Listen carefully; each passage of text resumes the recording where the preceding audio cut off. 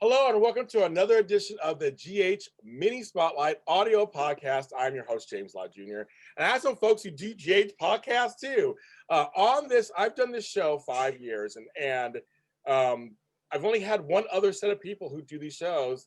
They left. They did it for a couple of years and they stopped, and they were the Lumina Project or whatever. And they had a show for a while and they were great, and then they went away. So I don't know what happened, but I was searching the interwebs, searching the podcast world. I typed in GH and this one came up, the PC Port Charles Update podcast. And I was happy to have Mich and Mel on. Hi, you guys. Hello. Thank you for having us. My pleasure. Do you guys know who I am, or do you even know what I do, or like what's? I don't know. I don't know. I've seen Googled you.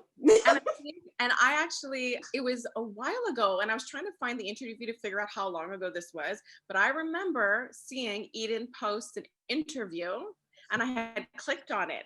So when you sent the email, that was my primary association, and I kind of freaked out. Oh my goodness. Okay, yeah, because Eden's my girl. That's my girl. She's been on the show several times. It's my girl. That's funny. Okay, good. So I'm sure you guys follow all the GH people like I do online. You follow all the GH ones, right? Yes. We're obsessed. Okay, so wait. So you guys are sisters, correct? Yes. Which one's older? Which one's younger? Older. That's a sad question. I love it. I didn't ask age. I don't ask a lady her age. I was kind of like which one came first. Yeah, she came first. I came second. Eventually, a few years down the line. Okay, that's so funny. Now, what made you guys decide to do a podcast for General Hospital? It was Mel. This is our regular life. Like back when it was with our mom, like you come home and the first question every day is, did you watch GH? Now that I'm married, the first question he asks when he comes home, have you watched GH? And with Mel, did you see GH? And we just talk about it. Yeah. It's our whole lives. It's been our life since I was about 15. I dragged my sister into it. She was probably in her preteens. And if I was in school, she would tell me what's up, and we'd talk about it anyways weekly. So I said, well, why don't we record it? We're kind of funny and people like us. We're likable. They're funny. You guys are funny. Yeah, I was shocked when she brought it up, and we actually just did it very soon after. We didn't think about it. She's like, let's just do it. And we just did it. So it's been, 2 yeyears? Wow, I was going to ask you. 2 years? Wow. See, you didn't think too much about it. That was probably a good thing. You said, yeah, exactly. Let's just do it. Because in my shows, we actually planned them first and all this stuff and whatever. But yeah, the whole thing is just do it. I tell all the time. You have an idea, you have the technology now. Just go out there and try it and see what happens. Okay, so what has it been like for you ladies doing this podcast? I mean, like, is it has it become a labor of love? Is it hard sometimes? I know all the stuff. I mean, like, is it how the fans been? Like, how's it been for you? I mean, because that's the thing, like me and my sister were not exactly big on social media. So for me, the biggest hurdle was actually just putting ourselves out there. Editing has gotten easier, so it takes less time. And at this point, it is a labor of love. Like I just find that this becomes like a creative outlet for us. And it's where we're the boss basically, and we get to do whatever we want. So I think that level of control and fun, and the fans have been fun. Like there's some people that are super supportive, talk to us like we're friends. We've always been GH fans, but we quickly learned that other people are very hardcore about certain topics. Yeah. Oh, yes. I can tell people all the time because I'm actually video and audio, but being video changes a lot of stuff too. But I know you guys get it also. The Liaison fans versus the J-Sam fans, the cars. There's a bunch of people who really stan their people. They scared me when we first started, and I would go on Soap Twitter, and I was like, "What is this?" Soap Twitter. Oh my goodness, it is something else, isn't it? I know for me, I've gotten death threats. No. Oh yeah, I've gotten people tell me, I hope your children die because I don't like a certain character. I think what's interesting is that you guys do what we do. It's opinionated shows. Opinionated podcasts. We don't just recap the show. Like I heard you say, you're just sitting and go, they can get that anyway. They can read what happened. I mean, they know what happened. You know what I mean, right? So it's like, so Mel, so you're doing this kind of giving your opinion. It does really make a difference. And for you, do you actually watch what you say, or do you? I mean, do you just let it all out? I'm gonna ask you first. I'm just curious about that. I try to. I definitely try to. I give my opinion as best as I can. The only thing I hold back on is obviously I'm not going to swear or say anything that's not appropriate. But when I'm giving my opinion, I try to be as honest as possible. And it's as simple as sometimes I have to convince Mesh of what I'm thinking and try to like lure her over to my side and my conspiracy theories. And then we kind of go a little toe to toe. And sometimes I'll give in, sometimes she gives in, and it's what makes it fun. Yeah. Yeah. So same for you, Mel. You don't hold back. You just like, I mean, you let it out. Like, yeah, like I try to give it the best I can, but I think Mel is definitely more straight about it. And for me, I think I'm working on my opinion as I'm talking. And she's always right at the end of the day. Like she'll say some outlandish stuff and I'm like, yeah, that's going to happen. And then I watch the next week or two and I'm like, how does she do that? Like, how does she do that? Some folks are good at that. Some folks are good at that. Yeah. They are. It's one of those talents that just happen. I happen to have. Yeah. The thing is, I say all the time, you know, we love the show. I know you love the show too. That's the whole point. That's where it all comes from. We love the show. We want the best show on television. We want it to be as best it can be. So we give our opinions. For us, it's every Sunday live on YouTube. We give our opinions. And I think people should be allowed to say things, except the one thing like we don't really curse. I still have a few words once in a while. I try to curse. But also we don't talk crap about the actors. Like we always talk, it's not about the actors, it's about the characters. So you guys agree too? Yeah, you agree too. Yeah, those are 100%. We always say like the character Lulu, we're always ragging on her, but I follow the actress online. I love her to death. She's adorable. She has an adorable family, but the characters can get a little annoying sometimes. Yeah, that's the thing. It's like that's I tell all the time. It's not the actors. We're not talking crap about the actors. We're not doing it. And they're doing what they're written. I mean, they're performing. Exactly. So a lot of what we do is, yes, we have our opinion of stuff we like and we don't like, but a lot of what we try to do is to understand why is the story going the way it's going, and why are the characters doing what they're doing, even if we don't agree with it. So that's like a lot of what we end up talking about. How easy or hard is it? You don't understand this unless you do it. Watching the episodes for a podcast versus watching them for fun. There's a couple times out of the year, I don't do it. I mean, I take time off sometimes. They're all year round. So there's times of the year where I don't like during the holidays, we don't do them or anything. So I get to watch them for fun. What is it like for you guys watching them for podcasts? Mel? Oh gosh. Okay, so sometimes I lump them together because I just want a night to not think.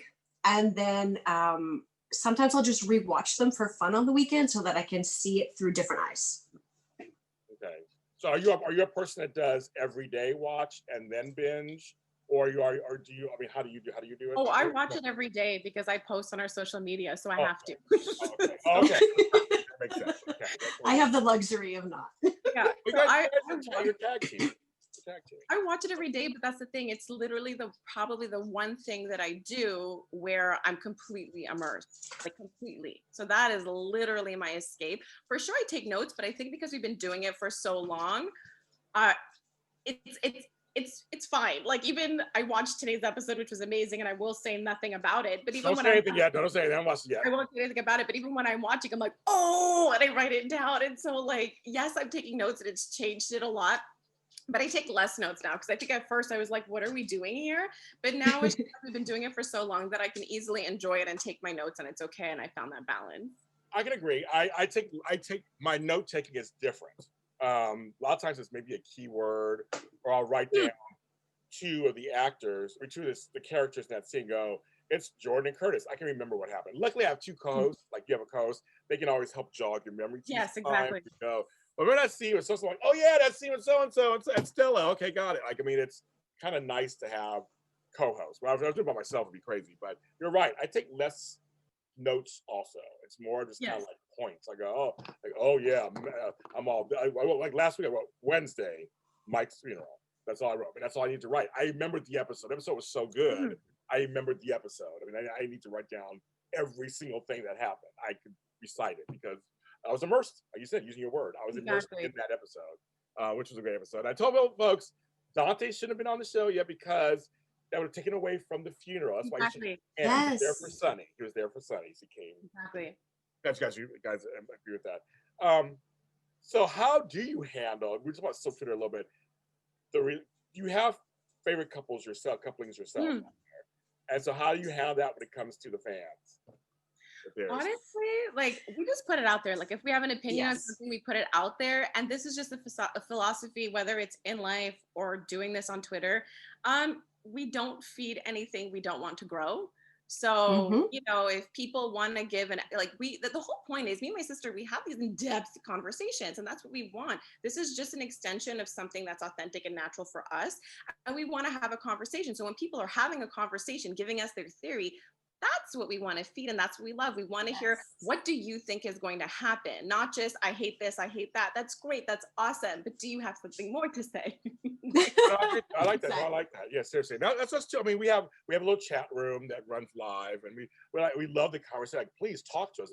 Conversations. Yeah, And they say things that are funny sometimes. You're like, oh my god, it's hilarious. exactly. I want to. Yeah, exactly. It's like we always said. Our thing was we're like friends who love this show having a conversation. You guys are sisters who love the show Exactly. having a conversation. Exactly.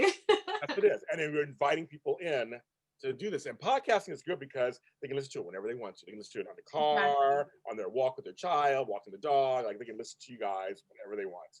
So that's kind of great. Okay, so I have to ask you a couple of Geronimo questions, get your opinions, because I have you on here and I can do this. Mm-hmm. Okay.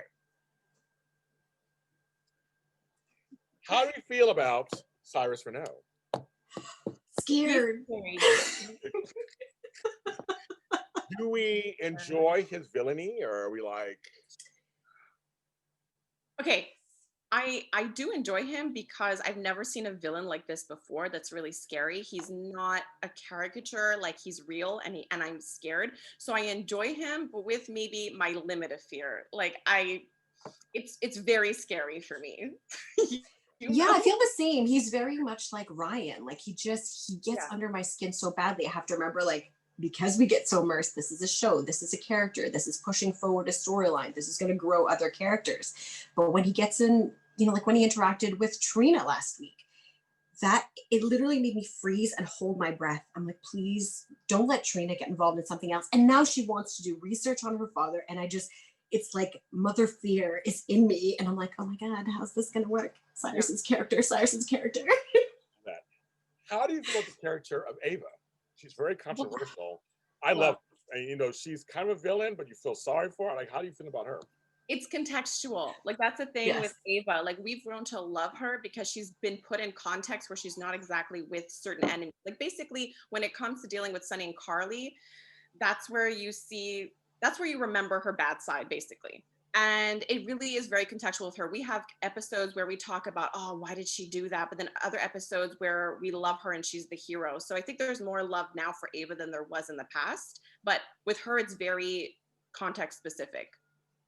Exactly. Like on every episode, I kind of give like a thumbs up or a gold star, and Ava gets a lot of my random rating system because I love her journey and her growth. And yes, it can be contextual, but right now, especially her journey with Nikolas and her speech at the funeral and how she took care, how she just kind of being the mom to everybody, to Trina, and she's making purposeful choices, even though they're not always right. I think she's trying to do the right thing more than she ever did before. So for me, like I really, really love Ava's journey right now.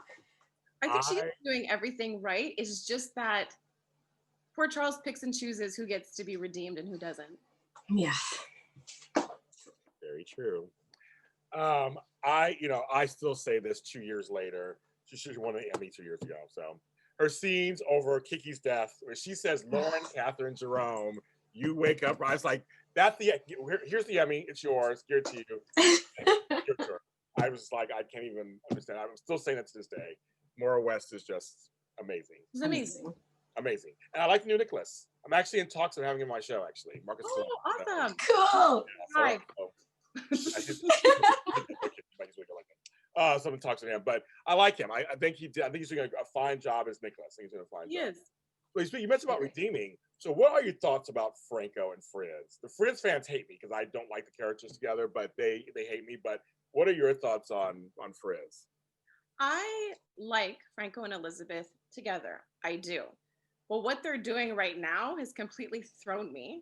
I love the drama. I love it. Because I truly think it's going to backfire on them, like whatever it is that they're plotting. Oh, yes. Okay. I think Ava and Nicholas will come out rosy. I do.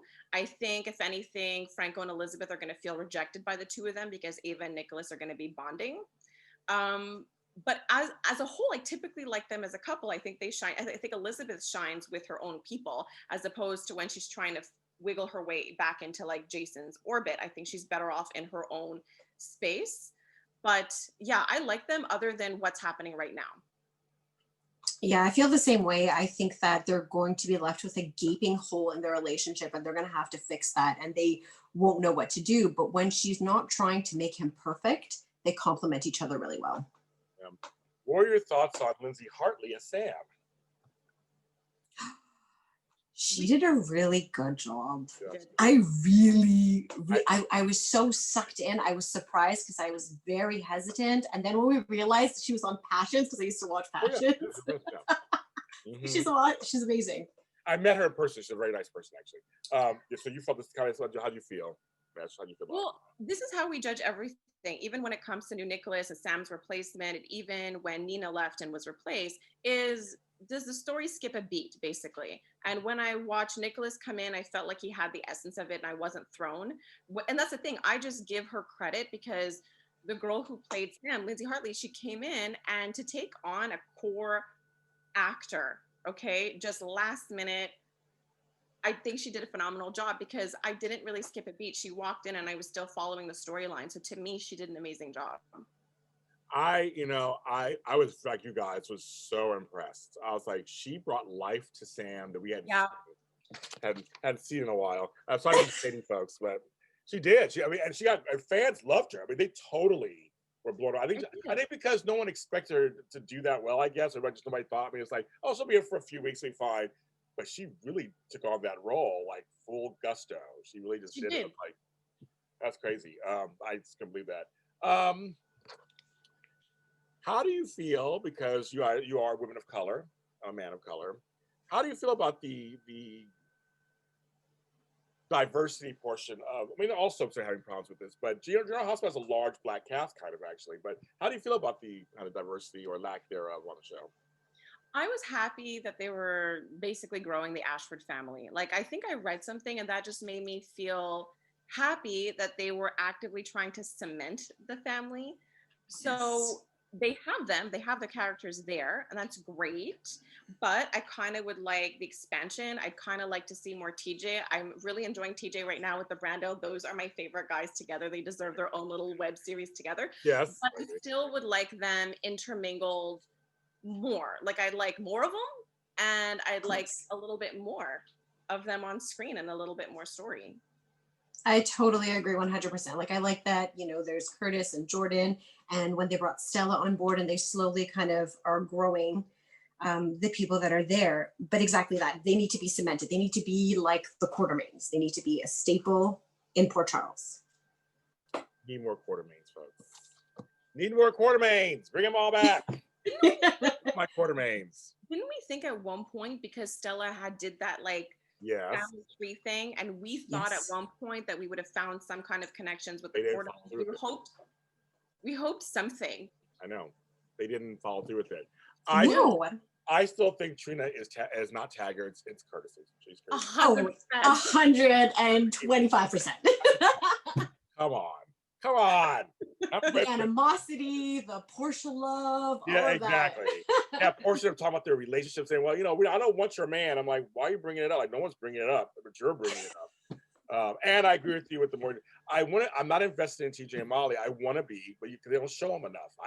Exactly. I mean, she's a great actress. She's a great actor. I'm with you. I want to see more of them so I can get fully invested. Like, I'm invested in TJ and Brando. Right.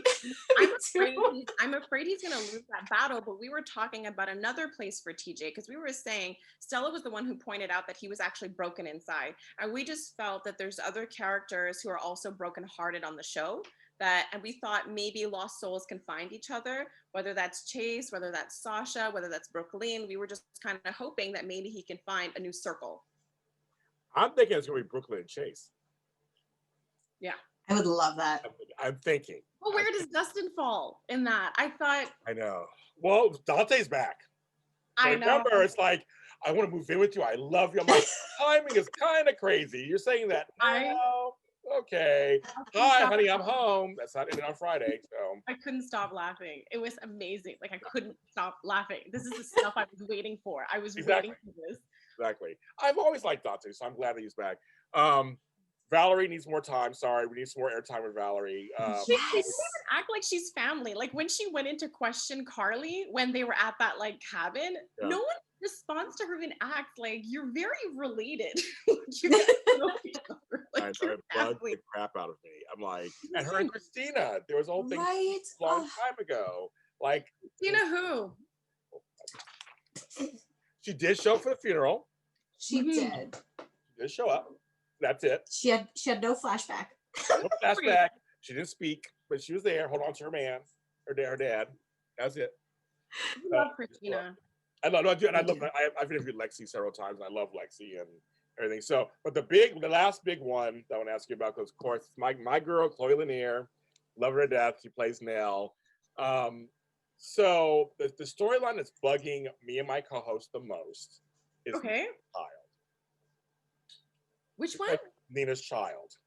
Yes. Okay. It's bugging us the most because they showed promise with that, and we were thinking it is Nell. That's how they led us to kind of believe. Killed her off. Chloe was on my show last month. It was like, I'm done. I'm not on the show no more. I'm done.